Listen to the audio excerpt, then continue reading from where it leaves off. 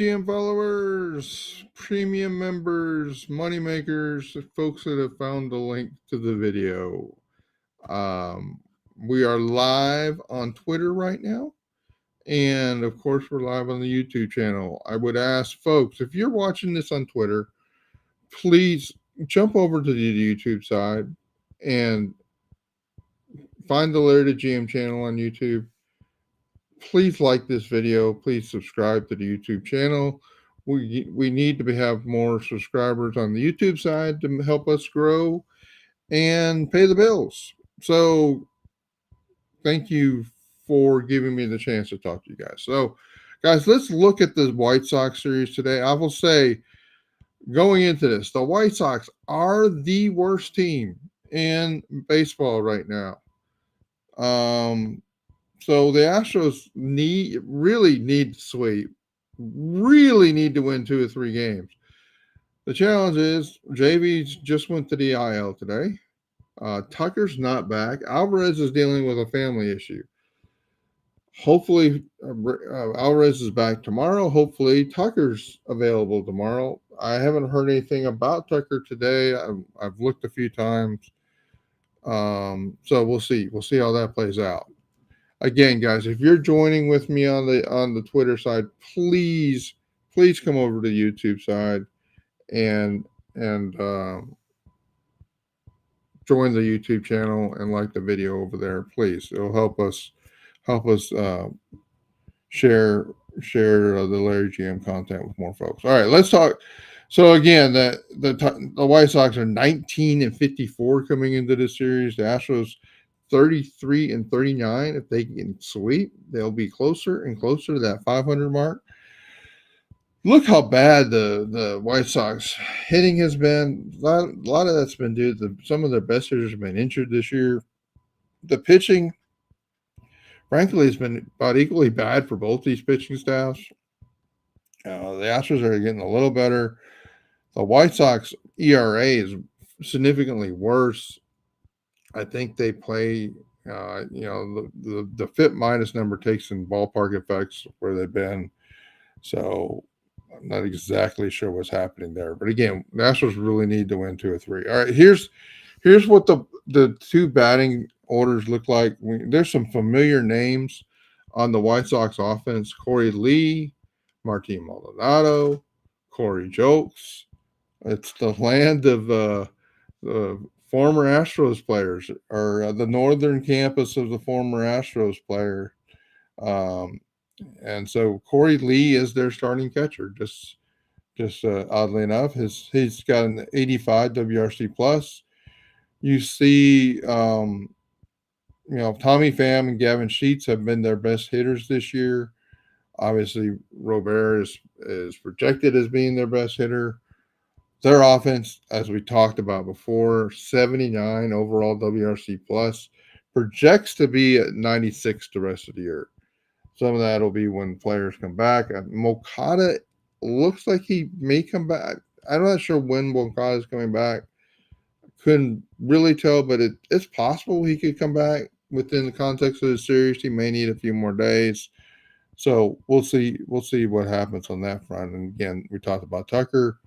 Loper Fido, I believe, is available to come off or to be brought back up on the 20th. I don't know that they'll do that on the 20th, or they'll just wait for the next series. All right, so there you go. There's our offenses, and we're missing out on having Jordan tonight. Hopefully, whatever's happening in the family gets resolved. I hope no one's sick or anything like that. Let's talk about batters and scoring positions, because this has been the issue for the Astros offense. Notice the June numbers here, guys. The Astros are batting 148 WRC plus with runners in scoring position. That's 5th best in baseball, which is better than the team overall. Overall, this team was like one of the top 3 hitting teams early in the season, but they were horrible with runners in scoring position. Now they've picked it up with runners in scoring position, but they're overall, like they're 15th now when the bases are empty. They're having trouble getting innings started, and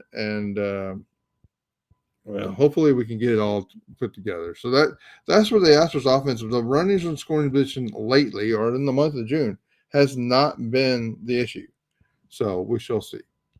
All right, let's talk now. Nick Hernandez is in. I put him, you guys. This is just a placeholder, just because of my data tables. I'm not sure who's starting on the 20th. We got Fromber today, Fromber tonight, Hunter Brown tomorrow. It could be Spencer or Getty because with the day off, he'll be on normal rest. Uh, if so, then they still need to figure out who would start. I guess on Saturday is the day that they wouldn't have a pitcher on normal rest. So, but this series, it could be Spencer or Getty. I'll update the table as appropriate, but um, again, we're getting Jonathan Cannon, who doesn't project really well. He's actually been pretty good from a pitching standpoint. Very small sample size, not that impressive in the minors. From a well, his xWOBA numbers are not. You'll see here in a minute, are not impressive at all. I think the Astros offense could mash tonight. But again, it's a rookie pitcher that sometimes the offense doesn't do great against those. The other thing is, and we'll talk about this, Cannon is really susceptible to left-handed hitting. And of course, our best left-handed hitter is not the best two left-handed hitters, potentially two of the best left-handed hitters, two at least of the three or four best left-handed hitters in the game are not available tonight for the Astros. So but look for a big night from the ones that do play in the lineup.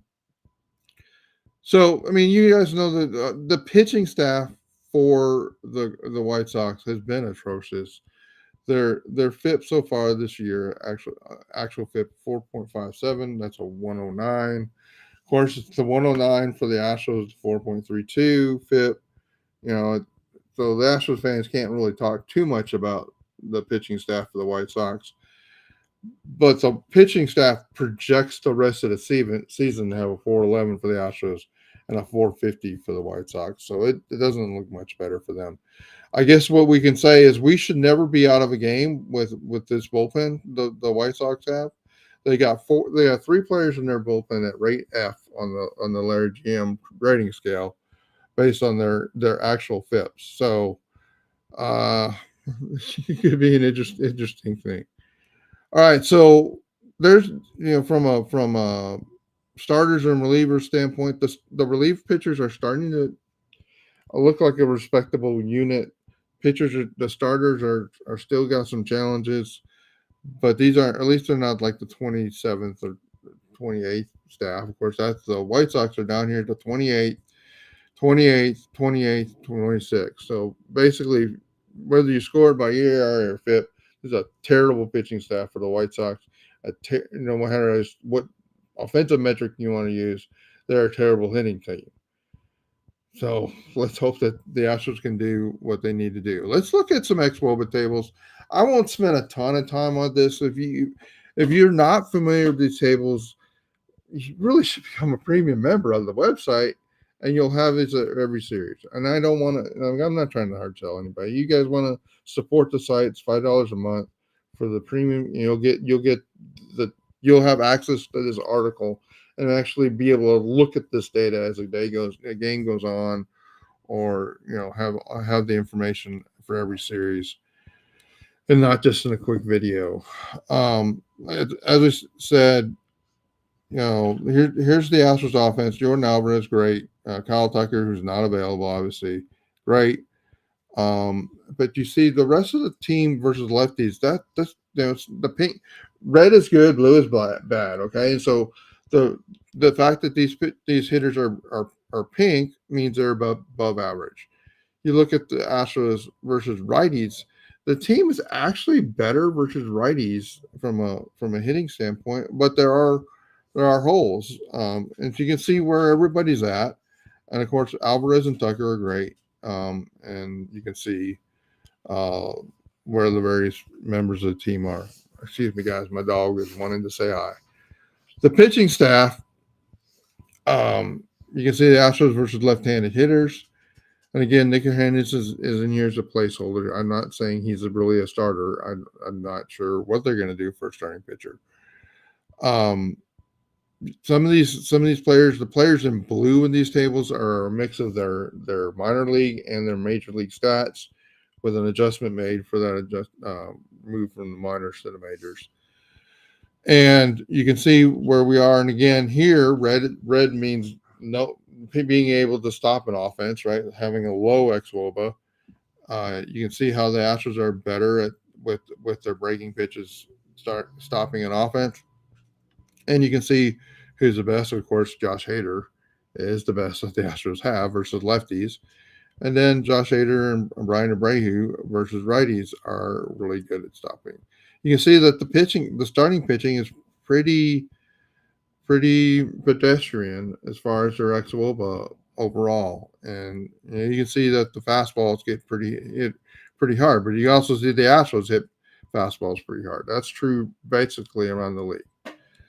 All right, so the Chicago White Sox. We talked about their team really being challenged from overall offensive standpoint. One of the things to talk about with this team is the White Sox are kind of on a youth movement. A lot of players that in this table, yellow means there's not really enough data, and I'm not going to go pull minor league data for every one of the White Sox players. But there's the database when there's only 200-ish pitches. That's not enough to really have a high degree of certainty with the xwOBA numbers, which means I wouldn't trust them to place money on. When I talk to the money makers, we're taking caution versus those players versus lefties, because there's not as much lefties. Then you can see that there's not as much data in the database. You do see that Pham and Robert. Okay, we got Robert pitching tonight. Who's going to do well? Well, it's Pham and Robert, Luis Robert Jr. Guys, that's what the moneymakers are taking action based on that, because they know what the exact matchup with Robert by my system says. But you can tell, you look at that lineup, who's going to do well. Versus righties, the team is real. I mean, we bring in the righty relief corps. The righty relief corps should be able to do fairly well, even against the better hitters, Pham and Robert. But you can see that the rest of this offense, again, broken record, right? They're not a good offense. They're not a good offense. They're not a good offense. You can see when we're talking about their pitching staff, there's a couple pitchers. Like I went and pulled the data for Cannon because he's a starting pitcher tonight, and I did the hybrid data. That's why it's blue in there. Did not do that for Drew Thorpe because frankly we shouldn't see Drew Thorpe. He's a starting pitcher that shouldn't appear in the series.